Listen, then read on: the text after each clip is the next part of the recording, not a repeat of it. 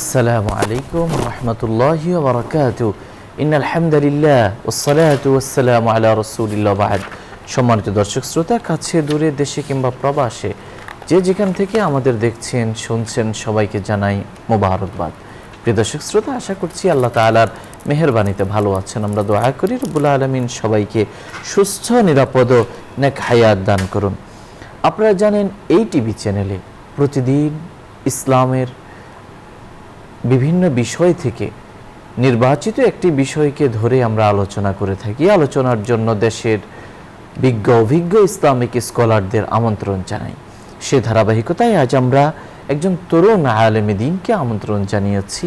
বিশিষ্ট লেখক, গবেষক, মাদ্রাসা শিক্ষক এবং সাংবাদিক মুফতি আতাউর রহমান। আসসালামু আলাইকুম ওয়া রাহমাতুল্লাহ। ওয়ালাইকুম আসসালাম ওয়া রাহমাতুল্লাহি ওয়া বারাকাতুহু। মোহতারাম, কেমন আছেন? আলহামদুলিল্লাহ, আমি ভালো আছি। আপনি ভালো আছেন? আলহামদুলিল্লাহ, জাযাকাল্লাহ। প্রিয় দর্শক শ্রোতা, আজ আমরা যে বিষয়ে আলোচনা করব সেটি হলো হজের প্রস্তুতি যেভাবে নেবেন।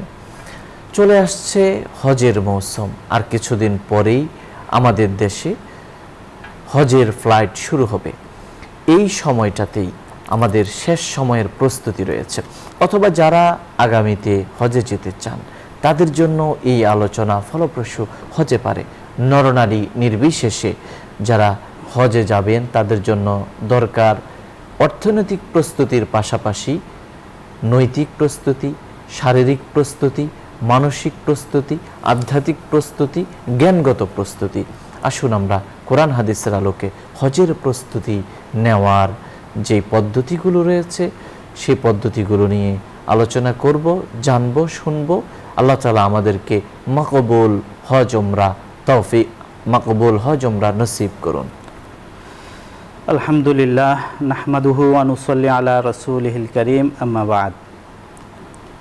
হজ ইসলামের একটি ফরজ বিধান এবং আল্লাহ রাসূল সাল্লাল্লাহু আলাইহি সাল্লাম হজকে ইসলামের পঞ্চস্তম্ভের একটি বলে ঘোষণা করেছেন।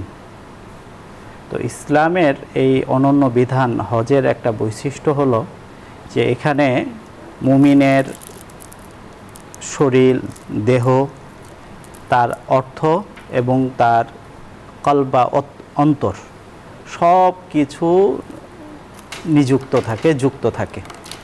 এজন্য হজের প্রস্তুতিটা বিশেষভাবে প্রয়োজন।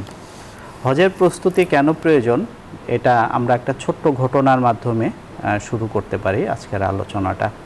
উপমহাদেশের বিখ্যাত বুজুর্গ এবং চিশতিয়া সাবেরিয়া তরিকার অন্যতম মুরব্বী আল্লামা হজরত ফরিদউদ্দিন গঞ্জে শকর রহমতুল্লাহ আলাইহির খানকা বর্তমান পাকিস্তানের পাঞ্জাবে। তো ওনার খানকাটা এমন স্থানে ছিল যে উপমহাদেশের যে হজ কাফেলা যারা স্থলপথে হজে যেত আফগানিস্তান সীমানা পার হয়ে ইরান ইরাক দিয়ে, সেই পথেই ওনার খানকা ছিল এবং ওনার খানকার কাছে এসে হজের যে কাফেলারা আছে কাফেলাগুলো বিরতি দিত। তো হজরতের একজন মুরিদ একবার এক কাফেলা আসলে মনে মনে হজের নিয়ত করলেন এবং তার কাছে হজের অনুমতি চাইলেন যে আমি হজে যেতে চাই। হজরত তাকে বললেন যে এখনই না, তুমি হজের জন্য প্রস্তুত না। তো ওই বছর নিষেধ করলো, মুরিদ চলে গেল। পরের বছর আবার আসলো, উনি আবারও একই কথা বললেন। পরের বছর হজের সময় যখন ঘনিয়ে এলো তখন হজরত তাকে বললেন ফরিদউদ্দিন গঞ্জে শকর রহমতুল্লাহ আলাইহি যে তুমি হজের জন্য প্রস্তুতি নাও। তা মুরিদ এতদিনের প্রত্যাশা সে চুপ হয়ে গম্ভীরভাবে এখান থেকে চলে গেল এবং প্রস্তুতি নিল এবং হজরতের কাছে যখন আসলো অনুমতি নিতে, হজরত বললেন আচ্ছা ঠিক আছে যাও, কিন্তু তুমি বলো যে তুমি যখন হজে যেতে চেয়েছিলে আর আজকে আমি যে অনুমতি দিলাম এই দুই সময়ের ভিতর পার্থক্য কী? হজরত বললেন যে মুরিদ বলল যে আমি তখন হজের প্রস্তুতি নিয়েছিলাম সুরুর এবং ফখরের সাথে, আনন্দ এবং গর্বের সাথে যে আল্লাহ তাআলা আমাকে হজ করা তৌফিক দিচ্ছেন। এটা আমার আনন্দের বিষয় এবং গর্বের বিষয় যে অনেকের এই সামর্থ্য নেই। কিন্তু আমি এখন যে হজে যাচ্ছি আমার অন্তরে আল্লাহর মহব্বত এবং তাকওয়া প্রবল। আমি আল্লাহর মহব্বতের টানে ছুটে যাচ্ছে, কিন্তু আমার অন্তর আল্লাহর ভয়ে প্রকম্পিত যে আমি হজের আল্লাহ শিয়ার, কাবা, আল্লাহ রাসূলের রওজার আদব রক্ষা করতে পারবো কিনা। তো রেদুদ্দিন গঞ্জেশকর রহমতুল্লাহ আলাই বললেন যে সাধারণ মানুষ এবং একজন মুমিনের পার্থক্য হলো এখানে, হ্যাঁ, যে সাধারণ মানুষ সবার মাঝে ফকর এবং সুরুর থাকে, কিন্তু তাকওয়া এবং মাহাব্বত এটা অর্জন করতে হয়। তো এই জন্য হজের প্রস্তুতিটা খুব প্রয়োজন। আর হজের প্রস্তুতি, তাহলে প্রশ্ন আসে যে হজের প্রস্তুতি কখন থেকে শুরু হবে। উলামায়ে কেরাম বলেন যে হজ এটা আল্লাহ এবং তার রাসূলের মহাব্বতের অংশ। এজন্য একজন মুমিন যখন আল্লাহ এবং তার রাসূলকে চেনে এবং তার অন্তরে আল্লাহ এবং তার রাসূলের ভালোবাসা জন্ম নেয়, তখন থেকেই তার হজের প্রস্তুতি শুরু হয়। হ্যাঁ, তো যখন আর্থিক সামর্থ্য আসে তখন তার উপর হজ ফরজ হয়। আর সে এই জন্য দীর্ঘ সময় থেকে, জীবনের সূচনা লগ্ন থেকেই হজের জন্য সে প্রস্তুতি নিতে থাকে। এবং এই প্রস্তুতির প্রথম স্তরটা হলো দোয়া, আল্লাহর কাছে দোয়া করা যে আল্লাহ আমাকে হজ নসিব করেন। উলামায়ে কেরাম একটা দোয়া আমাদেরকে শিখিয়েছেন, সেটা হলো আল্লাহুম্মা রযুকনা হজ্জান মাবরুরান ওয়া যামবান মাগফুরান ওয়া রিজকান ওয়াসিআ। এই দোয়াটা মাধ্যমে মানুষ আল্লাহর কাছে হজের তৌফিক প্রার্থনা করতে পারে, এবং হজে যাওয়ার পরেও এই দোয়াটা বেশি বেশি করার কথা উলামায়ে কেরাম বলেন, যেন হজটা মাবরুর হয়, গ্রহণযোগ্য হয়, কবুল হয়। এবং হজের প্রস্তুতির অংশ হিসেবে যাদের আর্থিক সামর্থ্য নেই, তাদের ক্ষেত্রে উলামায়ে কেরাম বলেন যে অল্প অল্প করে হলেও অর্থ জমা করা এবং আল্লাহর কাছে নিজের অসহায়ত্ব প্রকাশ করে দোয়া করা, এটা হজের প্রস্তুতির অংশ এবং হজ নসিব হওয়ার একটা আমল।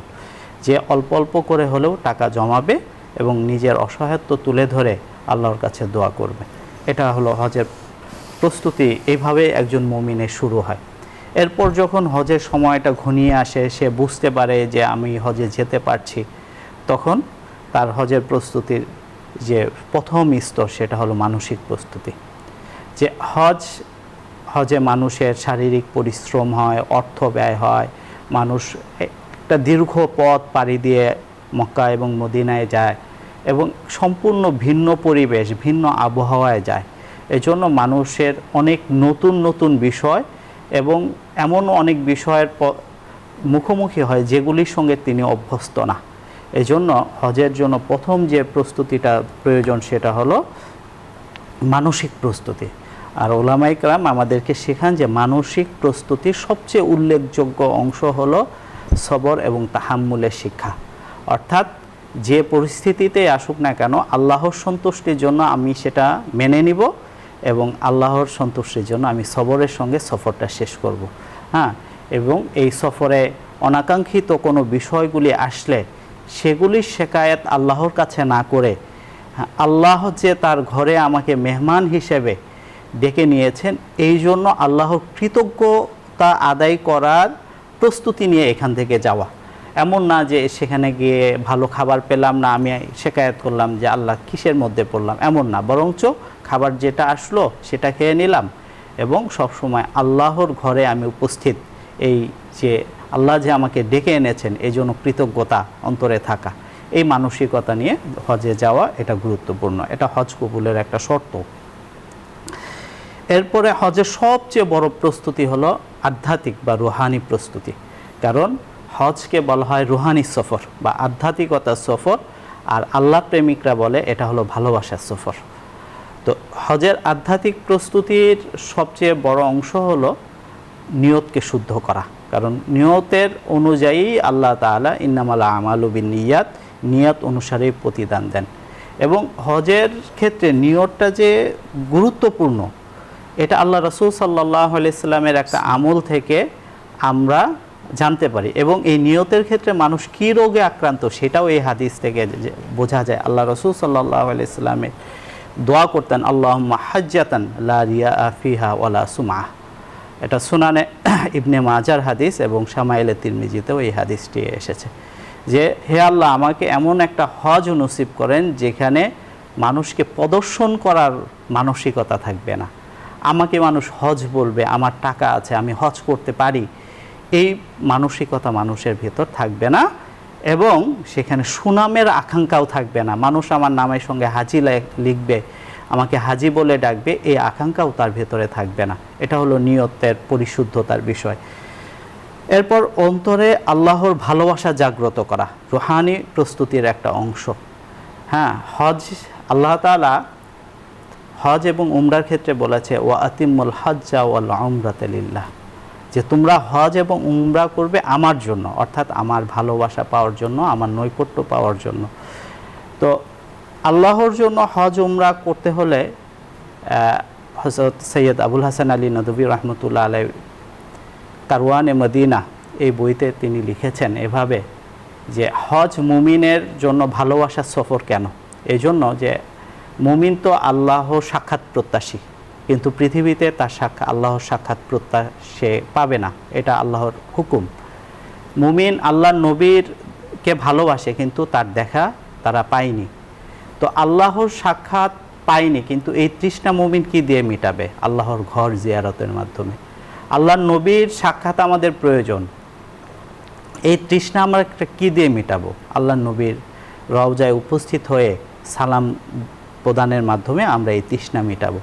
তো তিনি বলেছেন, যার ভেতরে মহাব্বত এবং তৃষ্ণা যত প্রবল হবে, তার হজ এবং জিয়ারা তত মধুর হবে।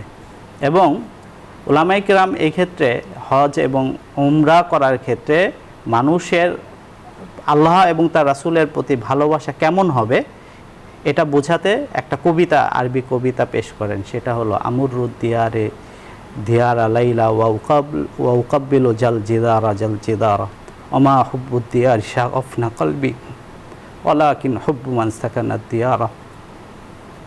যে একজন প্রেমিক তার প্রেমাস্পদের বাড়ির চারপাশে ঘুরতে থাকে, তো সে বলতেছে যে আমি যে এই ইট পাথরের বাড়ির পাশে ঘুরতেছি, এটা এমন না যে ইট পাথরের এই বাড়ির ভালোবাসা আমাকে আচ্ছন্ন করেছে। ওয়ালাকিন হুব্বু মান সাকানা দিয়ারা, এই ঘরের যে বাসিন্দা তার প্রতি ভালোবাসা থেকেই আমি এই পাগলের মতো ঘুরতেছি। তো যারা আল্লাহর প্রেমিক তারা বাইতুল্লাহ জিয়ারতের সময় আল্লাহর ভালোবাসা এমনভাবে বিভোর হয়ে থাকবে, এবং আল্লাহ রাসূলের ভালোবাসায়ও তারা এইভাবে বিভোর হয়ে থাকবে। এটা হলো ভালোবাসা জাগ্রত করার একটা বিষয়। এরপরে আমরা যে হজে যাব, আমাদের অনেক ধরনের পাথেয় লাগে, কিন্তু সবচেয়ে বড় পাথেয় উলামা ইকরাম বলেন তাকওয়া। কেন তাকওয়া সবচেয়ে উত্তম পাথেয়? আল্লাহ হযরত আনাস ইবনে মালিক রাদিয়াল্লাহু তাআলা আনহু থেকে বর্ণিত সুনানে তিরমিজির হাদিস, এক লোক আয়েশা এসে আল্লাহ রসুলকে বলল, আল্লাহ রসুল আমি হজের নিয়ত করেছি, আমাকে এমন পাথেয় দেন যা দ্বারা আমি উপকৃত হইতে পারবো। তো আল্লাহ রসুল তার জন্য দোয়া করলেন যে আল্লাহ তোমাকে তাকওয়ার পাথেয় দান করুক। তো সাহাবী বললেন, আল্লাহ রসুল আমাকে আরও কিছু দেন। তো আল্লাহ রসুল সাল্লাল্লাহু আলাইহি ওয়াসাল্লাম তার জন্য দোয়া করলেন, আল্লাহ তোমার গুনাহ মাফ করে দিক হজের মাধ্যমে। এরপরে সে আবার দোয়া করলো, হে আল্লাহ রসুল আপনার প্রতি আমার বাবা মা উৎসর্গ হোক, আমাকে আরও কিছু দেন। তখন বলল যে আল্লাহ তোমাকে হজের যত কল্যাণ করা আমল আছে সব আমলগুলো আল্লাহ তোমার জন্য সহজ করে দিন। তো এই জন্য উলামা ইকরাম বলেন যে হজের একটা আমল হইল এই দোয়া করা যে আল্লাহ হজকে আমার জন্য সহজ করে দেন। কারণ আল্লাহ যদি সহজ করে না দেয় তাহলে এই হজ যথাযথভাবে পালন করা এটা মানুষের জন্য খুব কঠিন হয়ে যায়। হজ একটা আর্থিক ইবাদত, এই জন্য হজের জন্য আর্থিক প্রস্তুতিরও প্রয়োজন আছে। আর্থিক প্রস্তুতি কি? আর্থিক প্রস্তুতি হলো প্রথম হজে যাওয়ার আগে হজের যাওয়ার জন্য যে সকল খরচ আছে সেগুলো আপনার বন্দোবস্ত করা, যে বর্তমান যুগে যে টাকা লাগে, বিমান ভাড়া লাগে, সেগুলি সংগ্রহ করা। আর হজে সেখানে যাওয়ার পরে কিছু খরচ আছে, যেমন কুরবানি করা, এক জায়গা থেকে আরেক জায়গায় যাওয়া, খাওয়া পড়ার খরচ, এগুলি করা।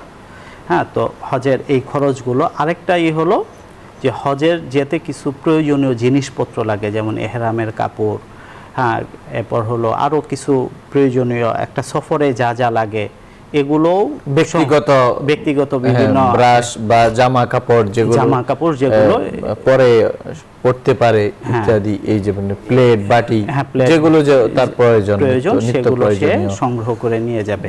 এটা হলো আর্থিক প্রস্তুতির অংশ। আরেকটি বিষয়, বর্তমানে যেহেতু ইরানের সঙ্গে একটা যুদ্ধ পরিস্থিতি চলছে ইরানকে কেন্দ্র করে মধ্যপ্রাচ্যে, এই জন্য যারা হজের ব্যবস্থাপক তারা এই বিষয়ে একটু সতর্ক করছেন যে এবার আর্থিক প্রস্তুতিটা একটু ভালো থাকা প্রয়োজন। কারণ এমন হতে পারে যে যুদ্ধ পরিস্থিতি খারাপ হলে ফ্লাইট শিডিউল বাতিল হতে পারে, যেটা ইতিমধ্যে অনেকে উমরায় গিয়ে এই ধরনের পরিস্থিতির মুখোমুখি হয়েছে। সুতরাং এবার একটু বাড়তি আর্থিক প্রস্তুতি নিয়ে এটা যেতে হবে।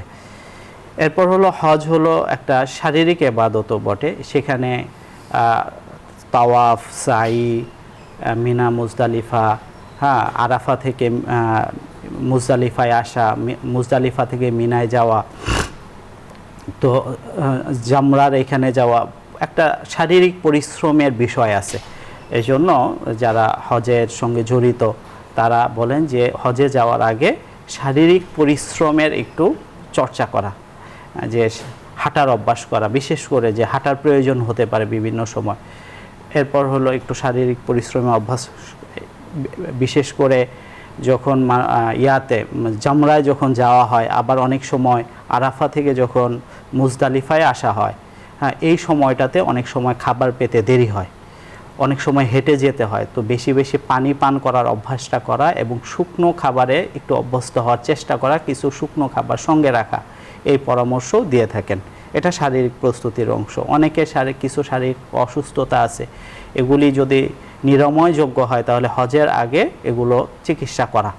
আর যাদের দীর্ঘমেয়াদী রোগ আছে, বিভিন্ন ধরনের রোগ ব্যাধি আছে, তারা ডাক্তারের কাছে পরামর্শ নেওয়া, যেমন যাদের হার্টের রোগ আছে, যাদের ডায়াবেটিস আছে, তারা চিকিৎসকের সঙ্গে পরামর্শ এবং প্রয়োজনীয় ওষুধপত্র সঙ্গে নিয়ে যাওয়া। এবং যেটা বলছিলেন যে যুদ্ধ পরিস্থিতির কারণে যদি তার একটু বেশি সময় থাকা লাগতে পারে, সেক্ষেত্রে একটু বেশি ওষুধপত্র নিয়ে যাওয়া, বা সাধারণ যেই কমন রোগগুলো, পেট খারাপ হওয়া, জ্বর আসা, এই ওষুধগুলো সঙ্গে সঙ্গে নিয়ে যাওয়া।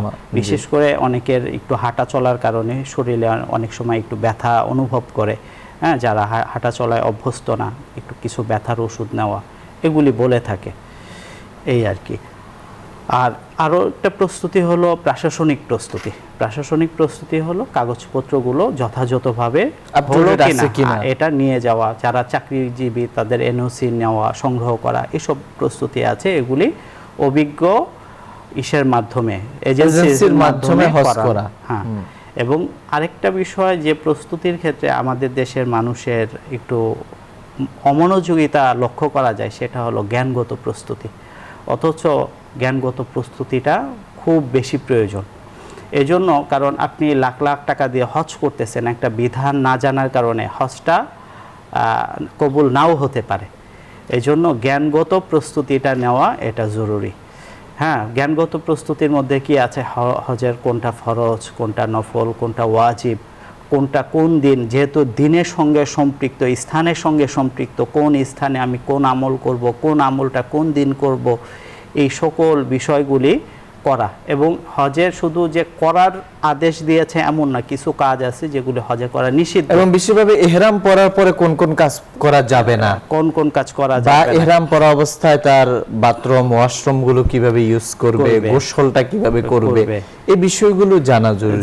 জ্ঞানমূলক একটা প্রস্তুতি আমাদের থাকতে হবে। এবং জ্ঞানমূলক প্রস্তুতির একটা বড়ই হলো হজ বিষয়ক বইগুলি আমরা গাইড আছে, সেটা পড়া, সঙ্গে নিয়ে যাওয়া। আপনি আমাদের বলছিলেন হজের প্রস্তুতি যেভাবে নেবেন, আমরা শুনছিলাম, কিন্তু সময়ের সীমাবদ্ধতা থাকায় এখানে আমাদের শেষ করতে হচ্ছে। তবে যাওয়ার আগে আমরা আল্লাহর কাছে মুনাজাত করব, আল্লাহ যেন আমাদেরকেও হাজিদের কাফেলায়, তাদের মিছিলে যেন আমাদের শামিল করেন। আলহামদুলিল্লাহ রাব্বিল আলামিন, ওয়াসসালাতু ওয়াসসালামু আলা আশরাফিল আমবিয়া ওয়াল মুরসালিন ওয়া আলা আলিহি ওয়া সাহবিহি আজমাইন। اللهم لك الحمد كما ينبغي لجلال وجهك وعظيم سلطانك. سبحان الله وبحمده سبحان الله العظيم. সুবহানাল্লাহি ওয়া বিহামদিহি আদাদা খালকি ওয়া রিদা নাফসি ওয়া জিনাতা আরশিহি ওয়া মিদাদা কালিমাতি اللهم إنا نسألك حجا مبرورا وسعيا مشكورا وذنبا مغفورا وتجارة لن تبورا اللهم إنا نسألك الهدى والتقى والعفاف والغنى نسألك حبك وحب نبيك والعمل الذي يبلغنا حبك اللهم إنا نسألك رضاك والجنة ونعوذ بك من سخطك وغضبك والنار اللهم استر عوراتنا وآمن روعاتنا اللهم ارفع درجاتنا يا رب العالمين আল্লাহ হজের দিনগুলো শুরু হয়েছে আল্লাহ আপনার বহু বান্দা বান্দি সারা পৃথিবীর আনাচে কাছ থেকে পথে প্রান্তরে আল্লাহ দেশ থেকে দেশান্তরে আল্লাহ সমস্ত বর্ডার গুলো পেরিয়ে আল্লাহ আপনার সীমানায় হারামের মধ্যে তারা প্রবেশ করছে আল্লাহ তাদেরকে হজ্জে মকবুল মবরুর নসিব করুন আমিন আল্লাহ এই যাত্রা পথকে আপনি নিরাপদ করে দিন আল্লাহ যেভাবে বড় স্বপ্ন নিয়ে হজ করবে বলে আল্লাহ আপনার ঘরে জিয়ারতের জন্য যাচ্ছে আল্লাহ সেভাবেই তাদেরকে নিষ্পাপ হয়ে আল্লাহ পাপ মুক্ত হয়ে তাদেরকে ফিরে আসার তৌফিক দান করুন ইয়া আল্লাহ আমাদেরকে বারবার আপনার ঘর জিয়ারতের সৌভাগ্য দান করুন রওজা পাকের জিয়ারত দ্বারা আমাদেরকে সিক্ত করুন আল্লাহ আপনার রহমতে আমাদেরকে রহমতের সাগরে অবগাহন করার তৌফিক দান করুন আপনার রহমতের কোলে আমাদেরকে ঠাই করে দিন আমাদের জীবনকে বারাকাময় করে দিন আমাদের জীবনকে হাসানাময় করে দিন আবরার লোকদের অন্তর্ভুক্ত করে দিন মুত্তাকি বানিয়ে দিন মুসলমান বানিয়ে দিন আপনার খাঁটি বান্দা হিসেবে কবুল করুন ইবাদুর রহমানদের অন্তর্ভুক্ত বানিয়ে দিন আল্লাহ আপনি আমাদের দোষ ত্রুটি ঢেকে দিন আপনার দেওয়া নিয়ামতের শুকরিয়া আদায় করার তৌফিক দান করুন নিয়ামতের পরিধি বিস্তৃত করে দিন নিয়ামতকে আম অবারিত করে দিন আল্লাহ যে নিয়ামত দিয়েছেন তা ছিনিয়ে নেবেন না আল্লাহ আমাদের পাপের কারণে পাকড়াও করবেন না আল্লাহ আল্লাহ আমরা ভুলে গেলেও আপনি আমাদেরকে ভুলে যাবেন না আল্লাহ ইয়া আল্লাহ আপনি আমাদের শত্রুদের উপরে আল্লাহ বিজয়ী করে দিন আমাদেরকে শত্রুদের উপর বিজয়ী করে দিন জালিমের জুলুম থেকে রক্ষা করুন সব ধরনের ফাসাদ থেকে হেফাজত করুন ডুবে যাওয়া থেকে আল্লাহ অপঘাতে মৃত্যু থেকে পড়ে যাওয়া থেকে হঠাৎ বিপদ থেকে আল্লাহ আপনি আমাদেরকে হেফাজত করুন ইয়া রাব্বুল আলামিন এই অনুষ্ঠানের মাধ্যমে দ্বীনের যে খিদমত হচ্ছে এর পেছনে যারা আছেন আল্লাহ তাদেরকে কবুল করুন ব্যবসা বাণিজ্যে বারাকা নসিব করুন শারীরিক মানসিক সুস্থতা সক্ষমতা দান করুন আল্লাহ আমাদের দেশকে হেফাজত করুন দেশের অর্থনীতির গতি সচল করে দিন সমস্ত সংকট আপনি দূর করে দিন সুবহানা রাব্বিকা রাব্বিল ইজ্জাতি আম্মা ইয়াসিফুন সালামুন আলাল মুরসালিন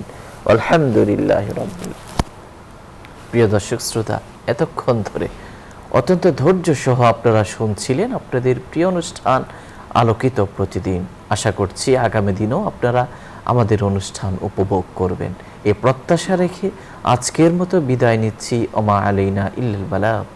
আসসালামু আলাইকুম ওয়া রাহমাতুল্লাহি ওয়া বারাকাতুহু।